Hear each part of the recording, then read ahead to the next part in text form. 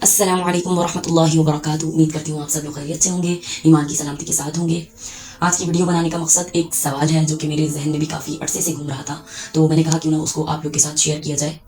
सवाल ये है कि क्या मुहर्रमुल हराम, क्योंकि मुहर्रमुल हराम का महीना चल रहा है तो उसी के मुताल्लिक है कि क्या मुहर्रमुल हराम का महीना और आशूरे का दिन असल में क्या ये सिर्फ वाक़या करबला और शहादत इमाम हुसैन रज़ियल्लाहु अन्हु के साथ ही ख़ास है? क्या इसका कॉन्टेक्ट जो है सिर्फ उसी से है?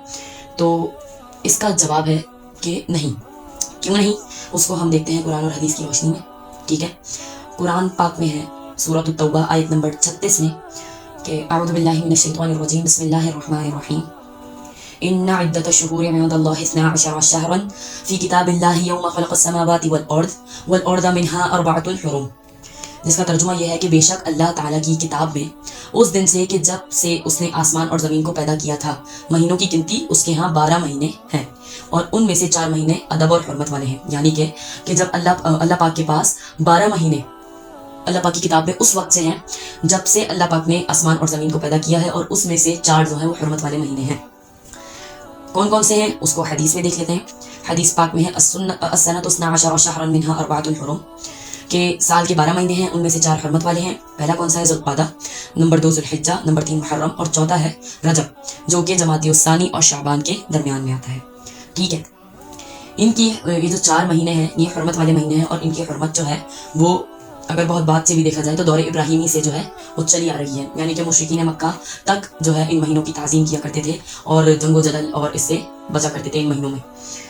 ठीक है, तो ये तो हो गई इन महीनों की बात। और इसमें मुहर्रम की बात, कि मुहर्रम की हुर्मत और इसकी ताज़ीम जो है वो बहुत पहले से जो है ख़ास है, और मुहर्रमुल हराम जो है बहुत हुर्मत वाला, बहुत ताज़ीम वाला, अज़मत वाला महीना है। ठीक हो गया। अब आते हैं 10 मुहर्रमुल हराम पे कि 10 मुहर्रमुल हराम में क्या सिर्फ वाक़या करबला शहादत हुसैन जो है वही पेश आया था या फिर कुछ और भी वाक़या हुआ था? तो 10 मुहर्रमुल हराम का जो दिन है वो इस्लामी तारीख़ में बहुत ज़्यादा अहमियत का हामिल है। इस दिन बहुत बड़े बड़े वाक़यात हुए थे। सबसे पहला वाक़या हज़रत अम्मा हव्वा और हज़रत आदम अलैहिस्सलाम की पैदाइश हुई थी 10 मुहर्रमुल हराम को। दूसरा, हज़रत आदम अलैहिस्सलाम की दुआ कबूल हुई थी 10 मुहर्रमुल हराम को। फ़िरौन का लश्कर गर्क हुआ था 10 मुहर्रमुल हराम को।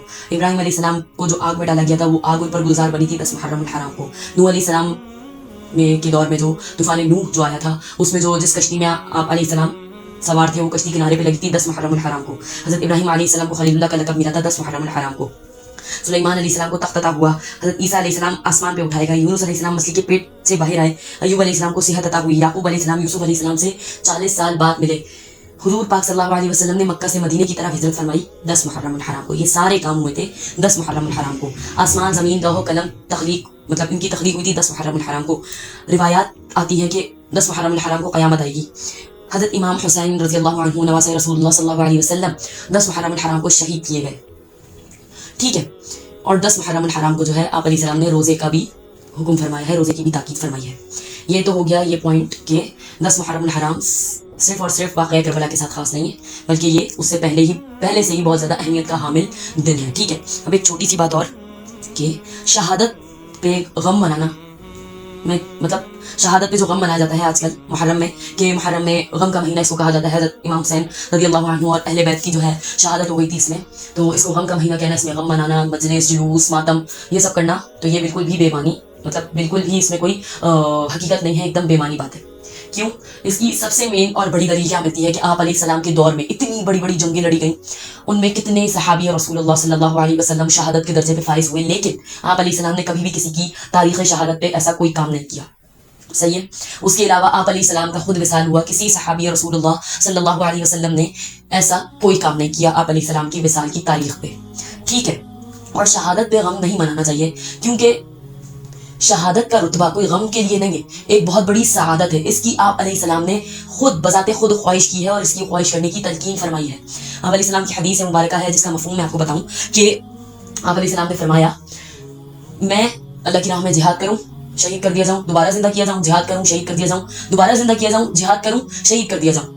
तो इससे क्या पता चलता है कि आप अलैहिस्सलाम ने शहादत का जो ताकीद की और उसके अलावा खुद ख्वाहिश की, तो शहादत कोई मामूली चीज़ थोड़ी है, कोई गम करने की चीज़ थोड़ी है। शहादत तो एक बहुत बड़ा रुतबा है, एक बहुत बड़ी सआदत है।